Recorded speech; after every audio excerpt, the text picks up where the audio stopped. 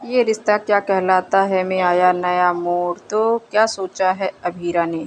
अभीरा ने सोच लिया है हमेशा के लिए पोद्दार हाउस छोड़ के चली जाने का। जी हाँ, अभीरा ने हमेशा के लिए पोद्दार हाउस छोड़ने का फैसला कर लिया है।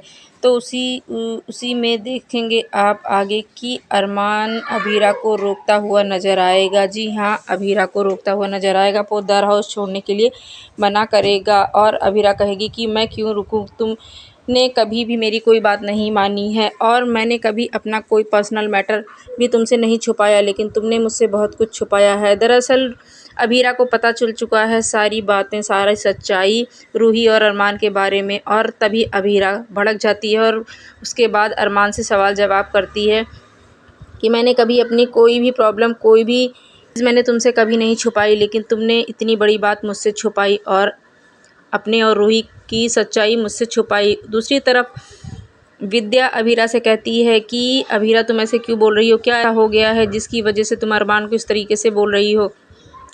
तभी अभीरा कहती है कि मासा, आपको नहीं पता है कि अरमान ने कितनी बड़ी बात छुपाई है।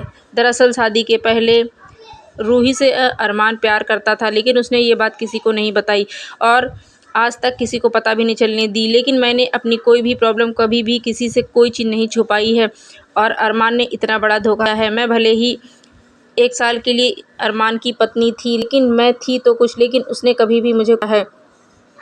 और विद्या कहती है कि ऐसा कुछ भी नहीं है, तुम झूठ बोल रही हो।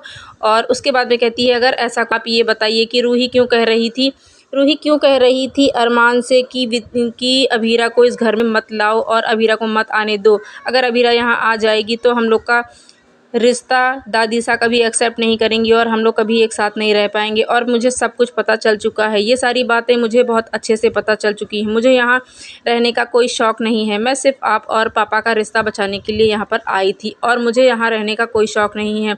मैंने कभी किसी के साथ धोखा नहीं किया, झूठ नहीं बोला, लेकिन अरमान ने बहुत बड़ा झूठ बोला मेरे साथ में। मुझे यहाँ रहने का भी कोई शौक़ नहीं है। उधर अरमान अभीरा को रोकता हुआ नजर आएगा और अभीरा बहुत गुस्से में होगी और बोलेगी, मैं यहाँ अब नहीं रहना चाहती हूँ। एक झूठ नहीं, जाने कितने झूठ बोले हैं तुम लोगों ने, लेकिन मैंने कभी कुछ नहीं कहा और मेरी परवरिश और मेरे लिए हमेशा उंगली उठी है।